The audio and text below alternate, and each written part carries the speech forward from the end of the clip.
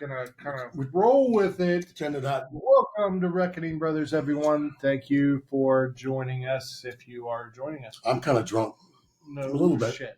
I have something quick to share, just so you guys know. Quick, go. Just so you guys know, I have this gummy here ready, and I will be eating this in exactly 5 minutes. So when it kicks in, it kicks in. There's a plate there. Let's see the Let's plate. see it again. Yeah.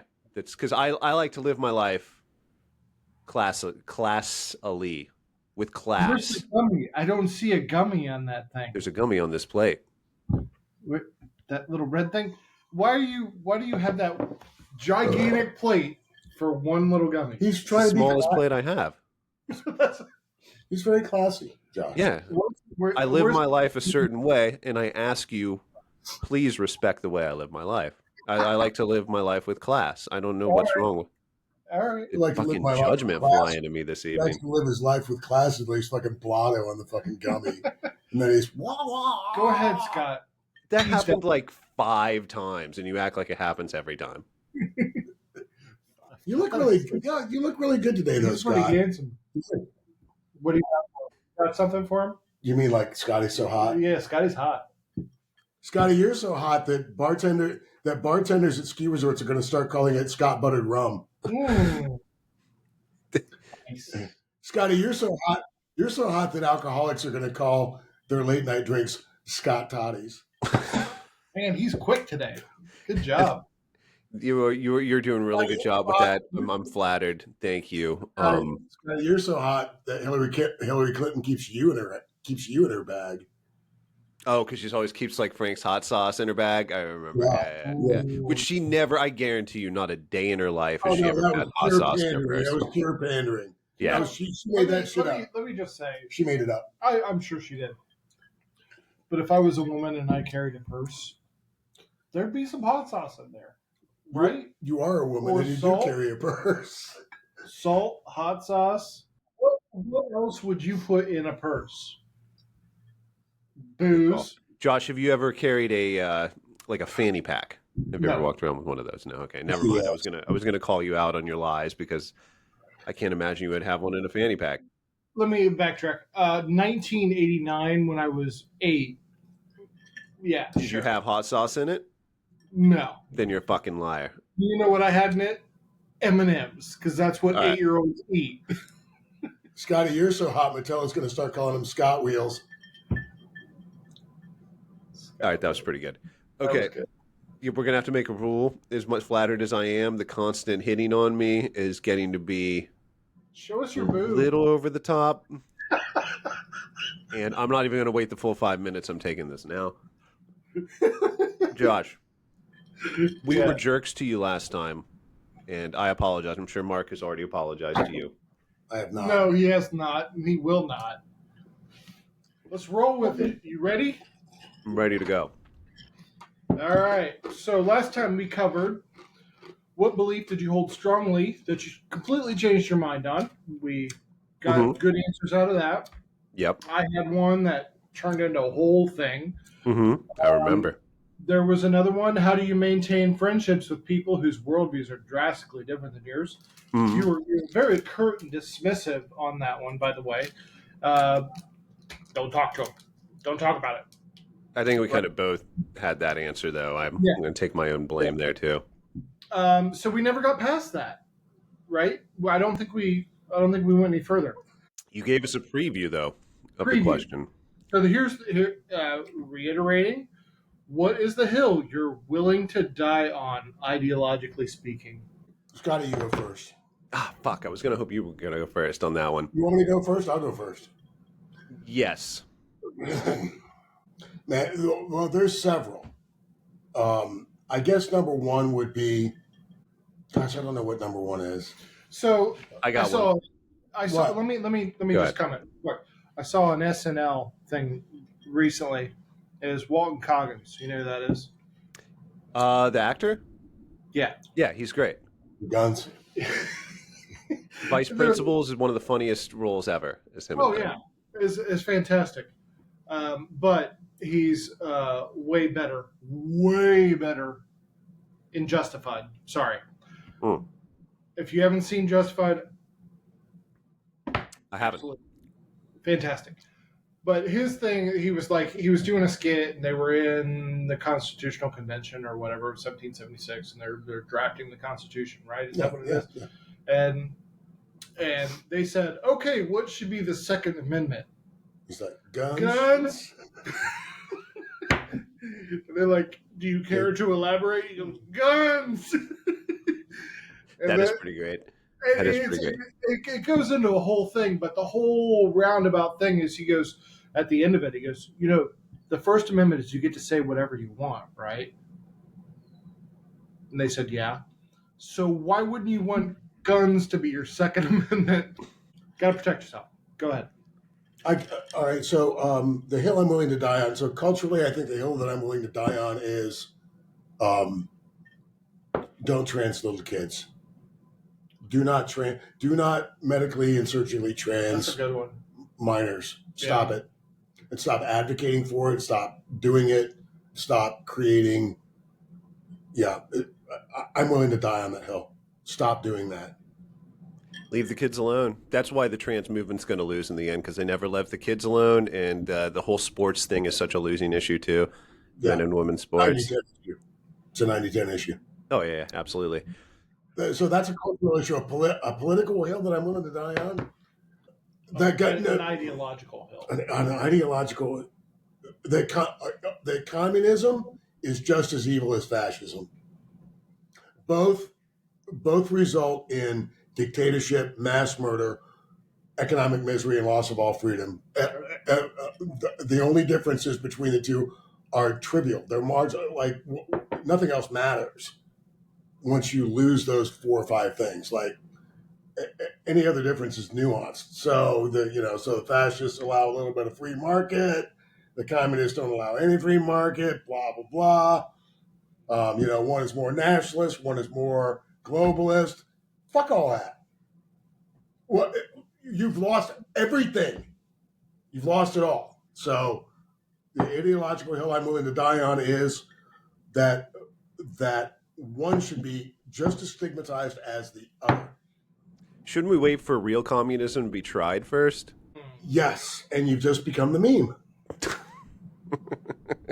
That was a joke. Please understand I was joking there. You really want communism, though, Josh. Yeah, we were going to talk about one of our afternoon teas, and you didn't want to talk about this one for good reason, but I was batting around the idea that the F word, the FAG word, should change meaning to anybody that puts their own group over being an American. I think that's an awful, awful thing. If you put your own race over being an American, you put your own sexual preference over being an American. If you put your own anything over being American, it's more important. You mean identity politics?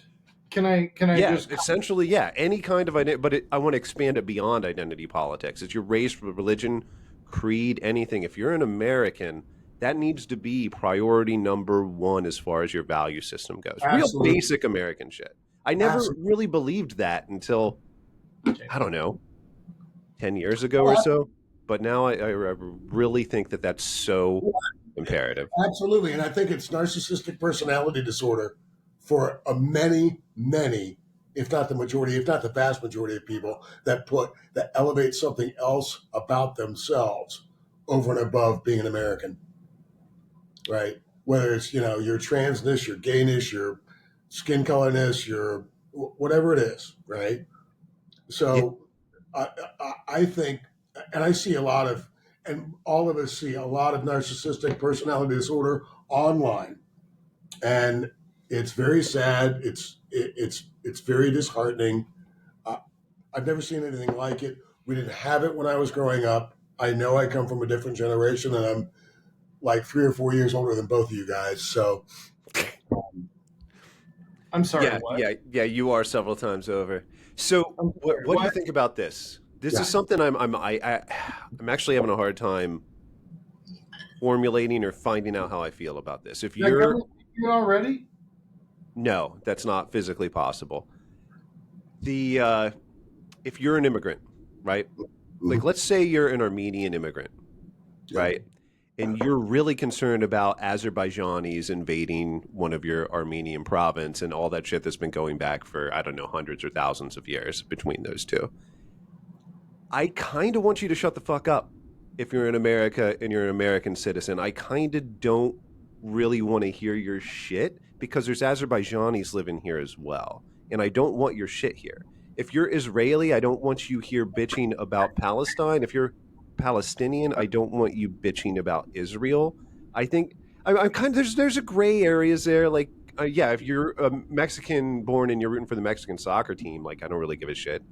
But there comes a point where it's just like you need to shut the fuck up. You're an Well, like, American now. Get with it, or you know what? If you want to go fight for the country that you are bitching about, go back there and do it. I mean, that sounds a little rednecky, but It's a very salient point, I'm glad that you made it because so if you are worried about what's happening in your country, and you fled it instead of being there as part of the solution, and especially at the same time you're you're dunking on the country that you're in, mm-hmm. who's welcomed you. I have a problem with that. I don't hate you for it. I don't. It's just very unseemly. Like, what the fuck, dude? Yeah. You know, and I've told this story before. I had a Mexican national at a forum at my alma mater in a debate, and he literally told me that I had no business standing where I was standing to even be in that debate with him because I was standing on stolen land. And I asked him where he was from, and he told me he was and he told me he's from. I asked him, I said, "Are you a Mexican national?" He said, "Yes." I said, "So you realize that where you came from was stolen land. Mexico was stolen." And he'd never heard of the conquistadors. Yeah, I'm sick of it. I'm sick He's of. never heard of the conquistadors. Never Jesus heard of fucking it. Christ! He's a 24-year-old college student. He's educated in, second generation Department of Education plus, a liberal university. So of course he didn't know. Jesus Christ!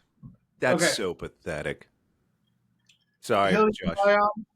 Hill you die on. Scott. That would be it. That would be it. I think it's you need to be a part of this country. Okay. You have to.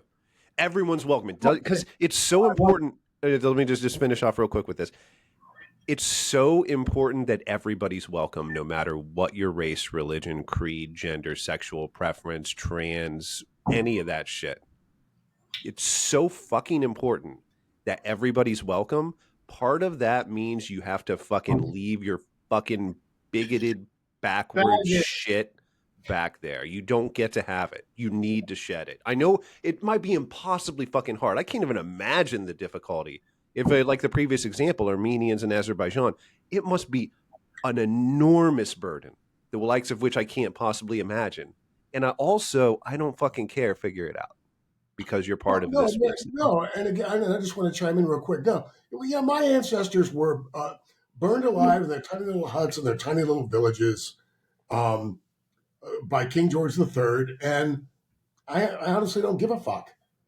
I don't care. I don't get. I think it's maybe this is just because if you grew up like a white like liberal type person, you were just kind of always taught you're not allowed to be like proud. I don't know. This is no complaint or anything. I think it's great that you're taught that you're not allowed to be proud of like your past and who you were. It makes it way easier to be an American, right? So for me, it's like I don't give. I'm like Mark. I don't give a fuck.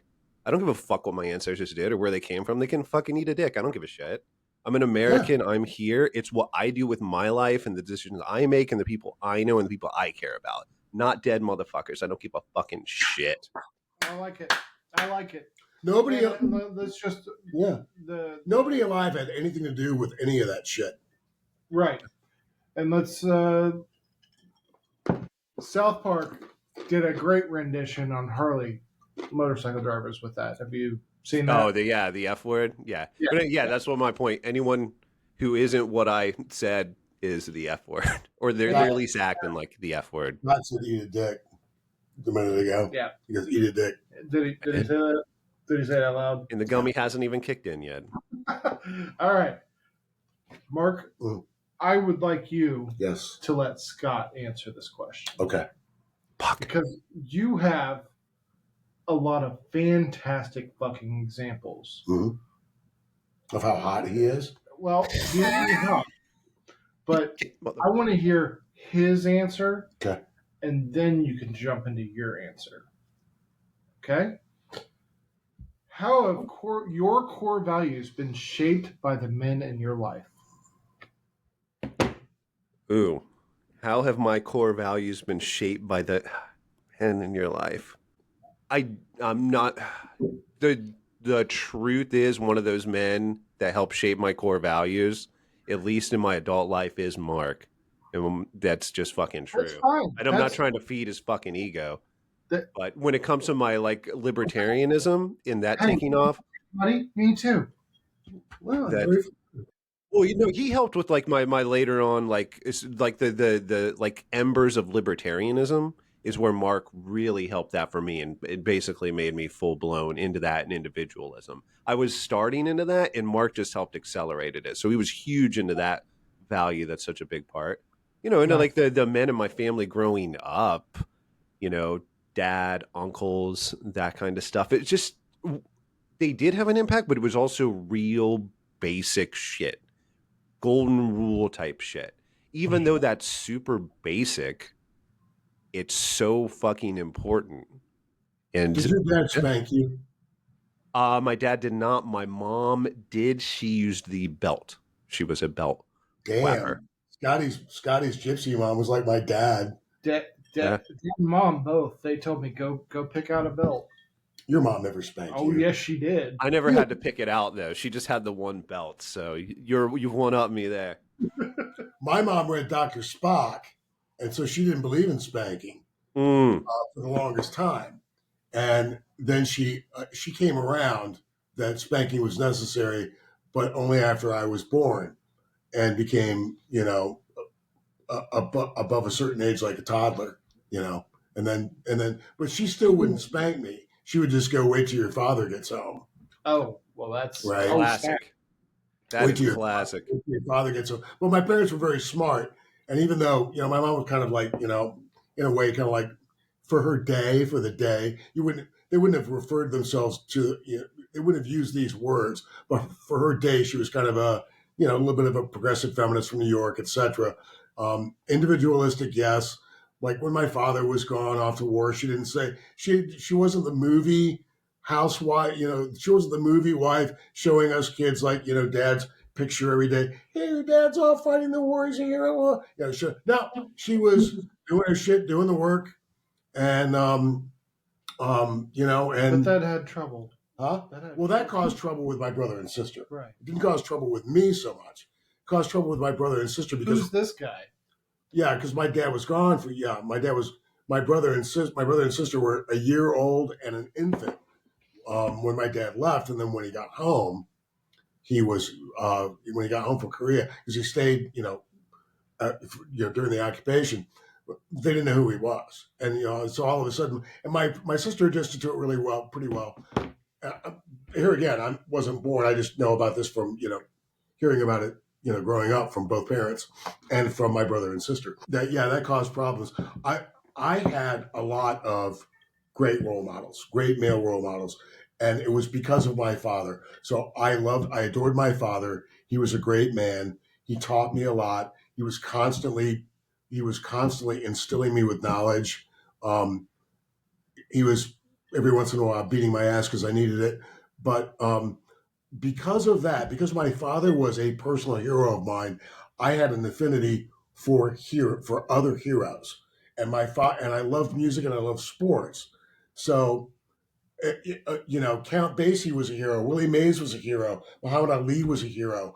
Everybody at the top of every field of every interest that I had was a hero to me. Pete Rose and Michael Jordan. Pete Rose, well, for you, Michael Jordan. Yeah.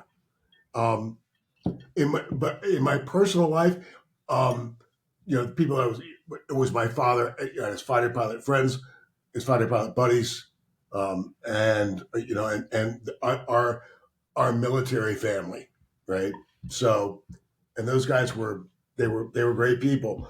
And I have to tell you, and I think I mentioned this before, everybody freaking out about the people freaking out about Donald Trump and the direction of the country, and we're heading toward fascism, and things couldn't possibly get any worse, and tariffs are going to cause inflation to be 15%, and people are getting sent to concentration camps in El Salvador, and on and on and on and on and on about how awful things are. I was alive when thousands of American boys were getting sent home every week in body bags. 50,000 American boys slaughtered in a war 10,000 miles away that we had no business being in. My friends, my brother's friends, parents, my parents, uh, my parents' friends' sons, and Well, at least they could buy their kids 32 different kinds of dolls. That did not land. That did. I really fucked up that joke. I want to apologize to you all and to everybody. Trump with the dolls. I got it. Josh, Oh, it was just that bad of a joke. no, Josh, no, I was just looking at Josh and his puzzled look. well, didn't Josh look like a puppy when he did that? There, A little bit. Like a, I still don't know what the fuck you're talking about. So Trump in an interview about a week ago said that, with regard to the tariffs on China before they came up with this deal, which lowered the tariffs on China, was, how all the toys come from China. And in the interview, he's like, well, I don't know why anybody needs $30 from China. Why aren't $2 enough? Oh. Okay. All right. Well, let's, that was good. One more question and then we'll wrap it up. Yeah. Okay. We got 2 more questions for the next time. So I think these are the longest 7 questions. We meant to do this in 1, and it's going to take 3. Like the Dead Sea Scrolls. What the fuck? Holy fucking shit! Let's fucking go. You ready? Yeah, it's my fault for. I talk too much. You talk. It's pour me another drink. You get no more. Pour me another drink. Not until you ask the question. When was the last time you had your views genuinely challenged in a way that made you think? Scott, I know you got an example from our show. Can I have a quick memory refresher? No, I don't remember. Damn it. So you're just bullshitting. Okay. We talked on one of our afternoon teas, and I did research on college and whether or not it's worth it. I went into the research just assuming it wasn't going to be worth it, a 4-year college. Research showed otherwise. And as of right now, 2025, the numbers say that it is worth it to get a 4-year degree. When you get deeper into it, it gets more complicated than that. It depends on your major. There are majors where it is not worth it. There are majors where it is. It depends on what you want to do. It gets more complicated. But generally speaking, yes, it's still worth getting a 4-year degree. I did not think that's what I was going to come up with, but turns out it is. It is. Yeah. You're absolutely right, Josh. Okay, so what's yours? Let me repeat the question. Yeah, repeat the question. When was the last time you had your views genuinely challenged in a way that made you think? I've never had my views. I'm discounting your heterosexuality issues. I've never had my. You're moved over a little bit. There you go. I've never had my views challenged in any way that made me think. I've always been right about everything. Maybe for the past 30 years, but there has to be. The last time I had my views challenged, it made me think. Gosh. I gave you shit about Doge on one of the episodes, and you did stop for a second. And I'm not saying you changed your mind, but I'm saying you did appear to think about it. Yeah, okay. That's a good point, Scott. And I get, yeah, and we're obviously not talking about things at work, personal life, etc. Like Josh, of course, making innuendos about whatever. I only suck dick for drug money, Josh. You suck dick for all kinds of money. It's not just for drugs. You need a ride at the bus station. Yeah, or booze money. Right. Yeah, no, that's a very good point. And what you said is that they were going too far, too fast, and getting too much glee out of cutting government. They Correct? absolutely were. And that it left a bad taste in people's mouths, so that the public opinion dropped of it. And so in the long run, the idea of saving money through a government program like Doge is less palatable to people than it would have been if it was done more tactfully, I think. Agreed. Yep. 100%. All right. That was quick. What are you having for dinner tonight, Scott? Wait. Steak. You're having steak. You have steak every Saturday. No, I'm not making anything. We just had French dip sandwiches from a restaurant across the street. Yeah. Pretty baller. I love French dip. Yeah, French dip sandwich. It's a whole process. Dipping it.